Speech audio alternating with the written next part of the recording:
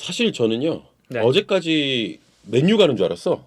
각포. 각포. 네네. 뭐 얘기가 사실 많았죠. 맨유 얘기가 많았잖아요. 근데 갑자기 리버풀이야. 그러니까 리버풀이 네. 좀 빠르게 사실 영입했다고 봐야죠. 네네. 그래서 사실은 리버풀과 각포의 이 이적설 연결이 됐던 게 별로 없어요. 그러니까 월드컵 전에 잠깐 이제 지나가는 얘기로 맨유가 정말 지대한 관심이 있고 네네. 리버풀도 약간 관심이 있다. 요 정도 이제 멘트였거든요. 그렇습니다. 근데 각포가 어제 경기가 끝나고 갑자기 리버풀 급물살 오. 타면서 그러니까 뭐 오피셜은 아닙니다. 네. 영입 오피셜은 아니지만 이 PSV에서 각포의 이적을 합의를 했다. 리버풀과. 그리고 각포가 이제 이적을 마무리하기 위해서 리버풀로 떠날 것이다. 그렇습니다. 이렇게까지는 이제 오피셜이 나왔습니다. 네네네. 자 그러면은 이게 6년 계약이라고 하더라고요. 그렇죠. 뭐 각포가 이제 어린 선수니까 와 기네. 계약 기간도 길고 네. 그리고 이 이적료도 사실은 상당히 합리적이에요. 3,700만 파운드. 네네. 570억 정도. 이 정도면 좀 저렴한 거 아니야? 그렇죠. 이거 심지어 이제 그 이번 월드컵에서 사실 스타잖아요. 그렇죠. 왼발 오른발 헤더로 그렇죠. 다 골 넣고. 네덜란드를 이끌었던. 네. 그리고 네덜란드의 거의 뭐 선제골을 거의 각포가 다 넣었기 때문에 네덜란드의 스타인데. 그렇습니다. 요 이제 각포의 이적료가 570억. 물론 이제 이게 큰 돈이긴 하지만 네네. 최근에 이제 이적료 흐름을 봤을 때는 이거 저렴하지 이 정도면. 매우 합리적이죠. 네네. 그리고 이게 이제 뭐 그 PSV의 재정적인 이제 좀 뭐랄까요 불안감. 네네. 불안한 좀 재정적인 그런 상황들 이런 게 겹치면서 좀 이적료가 생각보다 낮게 형성이 됐는데 네. 어쨌든 클롭 감독이 그 리버풀이 걱정거리를 하나 덜은 거죠. 그렇습니다. 그러니까 원래는 지금 리버풀에 부상자가 되게 많았고 아직도 지금 부상으로 나오지 못하는 선수가 있는데 그 선수가 이제 뭐 내년 2, 3월쯤에 이제 복귀하는 선수들이 있기 때문에 그렇죠. 이제 뭐 각포 영입은 굉장히 도움이 되는. 뭐 월드컵 전에 네. 이 그 디아스, 조타 다 부상으로 빠졌잖아요. 심지어 작은 부상도 아니고 둘 다 큰 부상이었습니다. 네네네. 그래서 뭐 디아스 같은 경우는 3월 복귀, 조타 같은 경우도 2월 복귀예요. 그래서 조타는 실제로 포르투갈 대표팀에 잘 뽑히다가 네. 핵심 공격수였다가 부상 때문에 월드컵에 못 나갔죠. 이제 그런 거 생각하면 조타와 디아스 두 명이 따갑습니다. 그래서 지금 이제 남아 있는 공격수가 누네스, 네. 살라 여기에 대해서 이제 약간 폼이 떨어져 있는 피르미누. 네네. 그리고 이제 여기에 대해서 유망주인 카르발료. 여기에 뭐 체인벌린까지. 요 정도 선수가 있는데 주전으로 쓰기에는 누네스와 살라를 제외하면 약간 이제 애매하죠. 그렇죠. 그리고 이제 그 특히나 왼쪽 측면 공격수가 없는 거거든요. 조타와 디아스 둘 다 왼쪽 측면이기 때문에 네네. 왼쪽 측면 공격수가 없어서 월드컵 전에는 디아스와 조타가 부상을 당해버리니까 중앙 공격수에 피르미누, 오른쪽에 살라, 왼쪽에 누네스를 쓸 때도 있었어요. 네네. 이제 그만큼 이제 왼쪽 측면 공격수가 부족했었거든요. 근데 이 각포가 가장 잘 뛸 수 있는 위치가 왼쪽 측면 공격수입니다. 그렇습니다. 그러니까 이거는 이제 너무나 명확하게도 디아스, 조타 그 공백을 메우는 영입이다. 네네. 이렇게 볼 수가 있겠죠. 네. 자, 6년의 계약 기간에 그래도 569억이라는 좀 비교적 합리적인 금액으로 이제 각포를 데려왔는데 네. 그 사실 제가 이제 서두에 맨유 얘기를 꺼냈는데 그러니까 많은 지금 또 나오는 보도가 이게 각포가 선택을 한 것이 아니다. 맨유의 구체적인 좀 오퍼가 없었기 때문에 그리고 리버풀이 굉장히 빠른 추진력, 뭐 신속한 어떤 협상 이런 것 때문에 지금 각포를 영입한 거지 맨유가 진지한 오퍼를 하지 않았다 이런 보도가 많이 나왔거든요. 그러니까 뭐 온스테인이나 네네. 뭐 로마노 기자나 그렇죠. 매우 주요한 이제 기자들이 이 각포가 이적할 때 네. 관심을 가졌던 팀들은 있다. 맨유, 뭐 첼시 여러 맞아요. 팀들이 있는데 네. 진지하게 구체적으로 가격을 제시하고 데려갔던 팀은 리버풀이다. 그러니까 이제 지금 현지에서도 특히나 이 맨유 팬들이 어떻게 각포를 놓칠 수 있느냐. 그렇죠. 엄청 비난하더라고. 이제 뭐 언론에서 많이 연결을 시켰었고 네. 그리고 심지어 딱 각포가 갈 만한 상황이었거든요. 그렇죠. 왜냐? 호날두가 떠났기 때문에 이 호날두가 없는 자리에 각포가 들어온다. 네. 딱 이제 맞아 떨어지는 그런 위치였거든요. 근데 각포가 맨유가 아니라 리버풀로 가면서 이 맨유 팬들이 매우 뭐랄까요? 이 구단에게 불만감을 표시를 많이 하고 있습니다. 그래 왜좀 이렇게 해가지고 빨리 해가지고 좀 데려오지.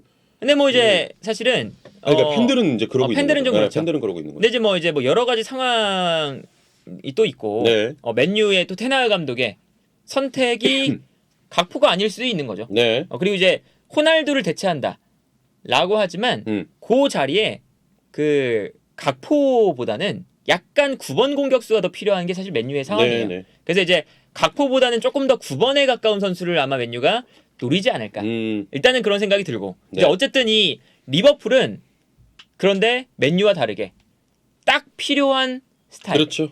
딱 필요한 위치입니다. 거기 지금 부상이 있기 때문에. 그렇죠. 네. 그리고 여기에 대해서 각포가 매우 그 유연해요. 그러니까 멀티 포지션입니다. 왼쪽 오른쪽 다 뛸 수 있고요. 네. 최전방 공격수 뛸 수 있고요. 세컨드 스트라이커나 공미까지 뛸 수가 있습니다. 그래서 이제 실제로 그 네덜란드 대표팀에서 뛰는 걸 보면 네덜란드 대표팀이 그 3-5-2 전형을 사용하면서 최전방 투톱에 공격형 미드필더 1명 네. 이렇게 쓰거든요. 근데 각포가 어떻게 활용되느냐? 최전방 투톱의 한 자리에 쓸 때도 있고요. 아니면 투톱 밑에 공격형 미드필더에 뛸 때도 있고, 아니면 이제 3-4-3을 쓸 때는 왼쪽이나 오른쪽 측면 공격수로도 뛸 때가 있습니다. 네. 굉장히 여러 군데 다 뛰네요. 그렇죠. 그러니까 이 선수가 그 애초에 가지고 있는 이런 툴 자체가 매우 다양해요. 스피드 준수합니다. 키 190 그쵸. 키 큽니다. 커요. 네. 제공권도 있어요. 발밑도 괜찮아요. 그리고 창의적인 패스 괜찮습니다. 그리고 이 선수의 가장 큰 특징은 킥력이거든요. 킥력이 좋다 보니까 공격 찬스가 왔을 때, 득점 찬스가 왔을 때 확실한 결정력까지 보여줄 수 있어요. 이번 월드컵 때도 그 결정력이 그렇죠. 나왔죠. 그러니까 이제 그 월드컵에 득점했던 이제 장면들을 보면 네. 슈팅을 하기가 좀 어려운 장면, 득점을 하기가 좀 어려운 위치에서 슈팅이 정말 날카롭게 들어가면서 득점이 될 때가 있어요. 네. 여기에 대해서 뭐 머리로 넣을 때도 있었고 왼발 오른발 다 잘 썼고. 그러니까 이 선수가 결정력도 좋고 여러 가지 툴이 있기 때문에 리버풀에 이제 영입을 했을 때 네. 아무래도 이런 고민이 있겠죠. 각포가 가장 잘 뛸 수 있는 위치는 왼쪽이다 보니까 이렇게 되면 디아스 좋다 다 복귀하면 그러면 이 선수 어떻게 쓸 거냐. 요 이제 고민이 들 수 있는데 네.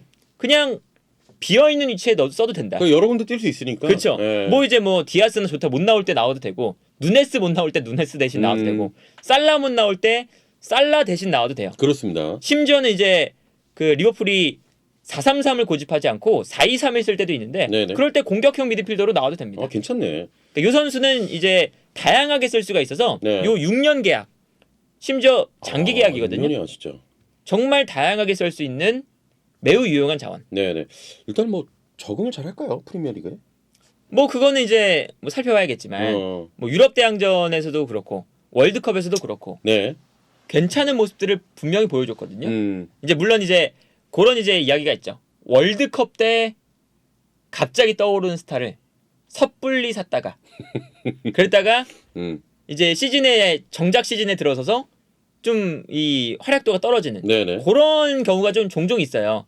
근데 각포는 그래도 꾸준하게 지금 좋은 모습을 보여줬던 선수고 그리고 아까 말씀드렸던 것처럼 실패하기가 좀 어려운 이제 요소들을 갖추고 있는 거죠. 어떤 위치에서든 다양하게 뛸 수 있으니까. 멀티성도 있고 키도 크고. 그렇죠. 뭐 네. 상황에 따라서는 그냥 원톱으로 뛸 수가 있는 선수예요. 네네. 물론 이제 그게 베스트 포지션은 아니지만 그러니까 여러 가지로 이제 그런 뛸 수 있는 선수이기 때문에 여러 가지 역할로 요 선수는 그러니까 뭐 대박을 대박을 치기는 조금 뭐 어려울 수도 있지만 그래도 완전히 네. 이제 뭐 완전히 이 영입이 실패로 돌아간다. 이런 것까지는 이루어지지 않지 그렇죠. 않겠느냐. 근데 이제 뭐 그 아까 전에 이제 이정료 얘기를 말씀드렸는데 이정료에 비하면 진짜 저렴하게 잘 데려온 것 같아요. 맞아요, 맞아요. 이게 네, 아직 어리고. 그 PSV의 재정적인 상황을 네. 리버풀이 잘 좀 이용을 했었고 근데 나 진짜 너무 깜짝 놀랐네. 잘 데려왔어요. 네, 갑자기 리버풀이 떠가지고. 그렇죠. 그러니까 네. 이제 이 클럽 감독이 어제 경기 전에 인터뷰를 또 한 번 했습니다. 우리가 지금 디아스와 조타 다 빠져 있다. 네네. 그래서 부상자가 지금 많은 상태인데 우리가 지난 겨울 이적 시장에 왼쪽 측면 공격수가 없어서 디아스를 영입했는데 이게 정말 잘 통하더라. 네네. 정말 이 시즌을 꾸리는데 매우 큰 도움이 됐었다. 그래서 이번 시즌에 또 이런 일이 우리는 또 이런 방향으로 나아가고 싶다. 네네. 그 인터뷰를 하자마자 각포가 영입이 됐거든요. 그러니까 이거는 클롭 감독이 아마 매우 원했던 영입이 그런 아닐까 것 싶어요. 같아요. 그런 클럽 감독의 어떤 원함을 보드진이 또 되게 신속하게 그렇죠. 좀 예. 행동을 한 거고. 지원을 좀 해줘야죠. 이제 왜냐하면 그렇죠. 여름 이적 시장에 일단 영입이 좀 없었기 때문에 맞아요. 물론 뭐 클롭 감독의 의중이 있었다 네네. 이런 얘기도 있지만 지금 리버풀은 분명히 보강이 필요한 팀이고 그래서 최근에 보면 리버풀이 이 왼쪽 측면 공격수 자리에 계속 바뀌어요. 네. 카르발류 써봤다가 안 되니까 체인벌린 써봤다가 그렇지. 안 되니까 누네스 왼쪽으로 돌려서 네. 피르미누 중앙에 써봤다가 네네. 그러니까 이게 누네스와 살라 정도만 주전급 자원이기 때문에 이게 나머지 선수들을 막 이제 넣어봤다가 잘 안 되면 빼고 계속 이런 이제 반복이 됐었거든요. 근데 이렇게 되면 사실은 시즌을 꾸리기가 어려우니까 그래도 뭐 각포가 리버풀로 와서 확실한 주전 자원으로 잡을지는 모르겠지만 네네. 어쨌든 그래도 잠재력이 큰 선수를 영입해서 주전으로 쓰겠다. 요게 될 수가 있는 거죠. 그렇습니다. 자, 일단은 뭐 각포가 지금 이제 잉글랜드로 네. 떠날 예정이다 이런 보도까지 나오고 있는데 이 각포에 더해서 벨링엄도 지금 엄청 노리잖아요, 리버풀이. 그렇죠, 뭐 원하고 있죠. 근데 벨링엄은 아마 각포를 영입했던 것과는 차원이 그렇죠. 또 다른 문제입니다. 네네. 왜냐하면 요 벨링엄은 노리는 팀의 요 이름값이 맨시티 막 이런 뭐 팀들. 레알 마드리드부터 네. 시작해서 이름값이 되게 쟁쟁하기 때문에 좀 벨링엄이 밀려 있나 약간? 그러니까 뭐 밀려 있다기보다 네. 리버풀 쪽과 관련이 좀 많이 돼 있어요. 이적설이 연결이 많이 돼 있는데 돈을 많이 써야죠. 그렇죠. 매우 많이 써야 되고. 벨링엄도 진짜 또 잘하더라. 벨링엄은 이제 이 정도까지 됐으면 벨링엄은 선택해 갈 수 있는 그렇죠. 정도까지 됐어요. 본인이 고를 수 있는 거죠. 그러니까 뭐 리버풀, 네. 레알 마드리드 이렇게 있다. 그러면 내가 선택할게. 요 정도 지금 상황까지 왔거든요. 벨링엄은. 네네. 그러니까 이제 리버풀이 각포만큼 쉽게 영입할 수 있을까? 그렇습니다. 라는 생각은 네. 좀 들죠. 네. 네. 자, 그러면은 아까도 이제 살짝 말씀하시긴 했지만은 그러면 맨유 입장에서는 각포가 딱 지금 원하는 유형은 아니기 때문에 이렇게 참전을 안 한 거라고 봐야겠죠? 아, 뭐 그럴 수도 있고. 뭐 이제 그런 뒷사정까지는 이제 맨유 보드진의 상황이겠지만 네.